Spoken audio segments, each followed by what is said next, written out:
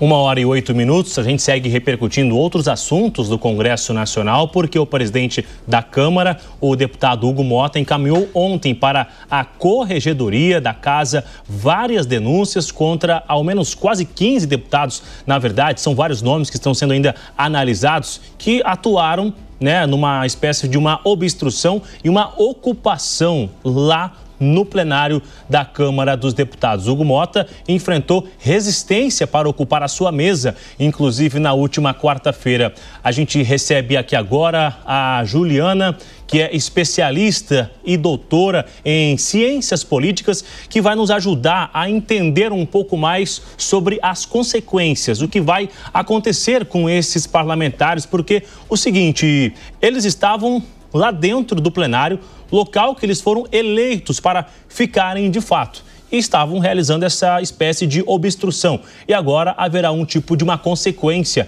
até uma suspensão do mandato. Mas o deputado Hugo Motta não quis anunciar essa suspensão de imediato. Ele enviou para o corregedor, ou seja, ele tinha um entendimento, mas enviou para uma outra pessoa tomar esta decisão. Faltou uma coragem de Hugo Motta tomar uma decisão imediata, doutora? Ótima tarde. Oi, muito boa tarde a você, muito boa tarde a todos que estão nos escutando. Na realidade, o Hugo Motta, ele tem um papel bastante complexo enquanto presidente. Ele precisa diminuir qualquer tipo de dano para o relacionamento dele com o Congresso. Sobretudo porque nós estamos falando de um Congresso que predominantemente é de direita. E tem um direcionamento específico para essa obstrução dessa pauta. Foi combinado, foi conversado entre os parlamentares que fizeram esse tipo de manifestação. Então, o Hugo Motta, não é que ele não foi corajoso, ele não tem a intenção de piorar a circunstância, uma vez que a temperatura está muito alta e ela precisa baixar um pouquinho, ou cada vez mais haverá mais manifestação, mais problema com obstrução de pauta e nada se resolve.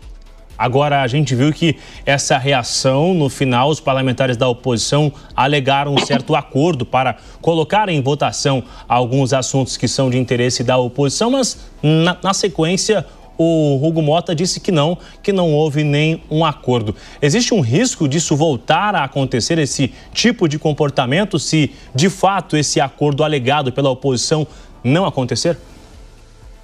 Acredito que sim. O risco, ele é permanente agora, uma vez que nós temos o Eduardo Bolsonaro nos Estados Unidos pressionando muito para a pauta da anistia, inclusive com o aval, de certo modo, do presidente Donald Trump, que já fez aplicação parcial desse tarifaço, como uma medida de retaliação, não apenas ao governo brasileiro, mas sobretudo ao Supremo Tribunal Federal.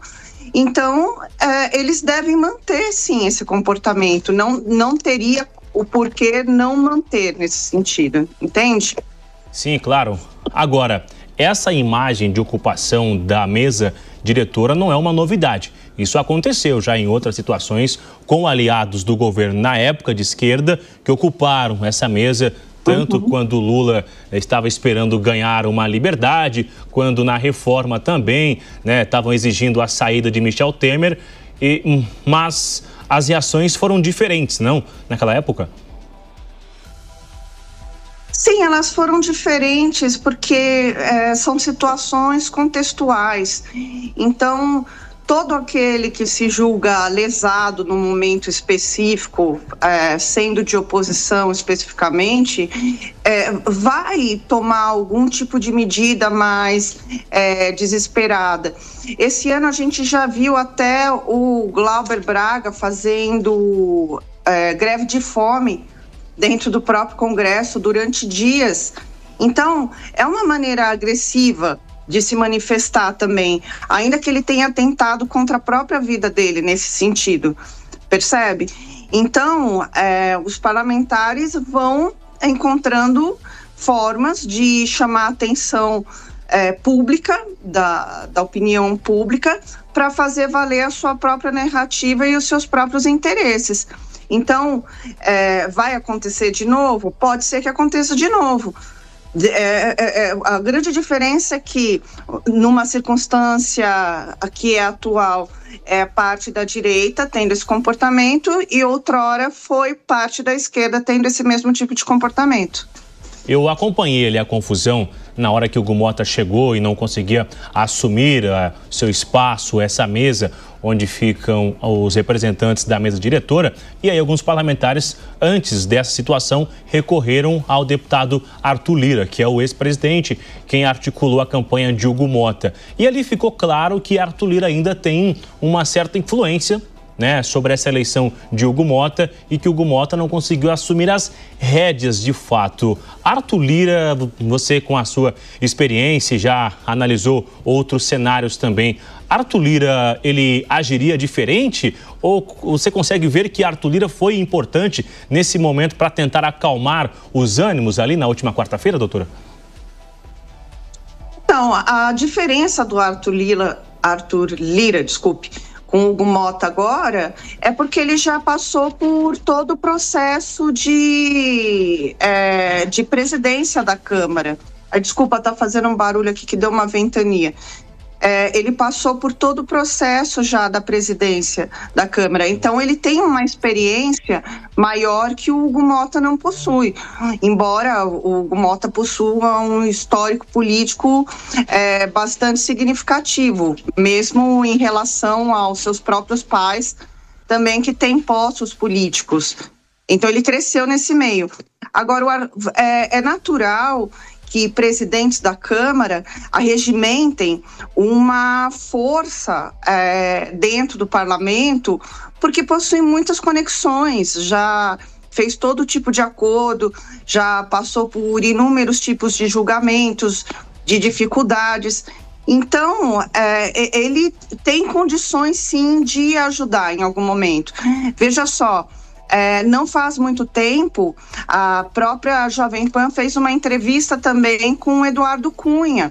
O Eduardo Cunha, que também foi um presidente da Câmara num momento especificamente delicado para o país, do impeachment da Dilma. Embora ele pareça afastado da política, né, parcialmente, ele continua fazendo articulações, ele tem um peso pelo seu próprio histórico profissional. Então, isso é absolutamente comum. Agora, o que eu acho um problema é os formadores de opinião depositar uma confiança muito grande e determinante na presidência da Câmara. Assim, a ponto de terem medo do Hugo Mota em certas circunstâncias, porque esses postos eles mudam. Por exemplo, quem se lembra do Rodrigo Maia, na atualidade, que teve uma presidência da Câmara bastante forte? Você percebe? Vai chegar uma hora que o Hugo Mota também vai perdendo essa representatividade, essa força.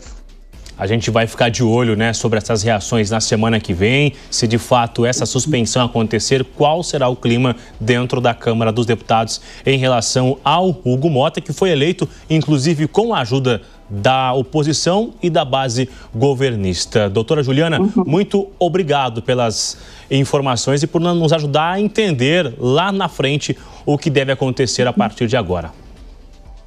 Eu agradeço também, muito boa tarde a vocês. Ótimo final de semana.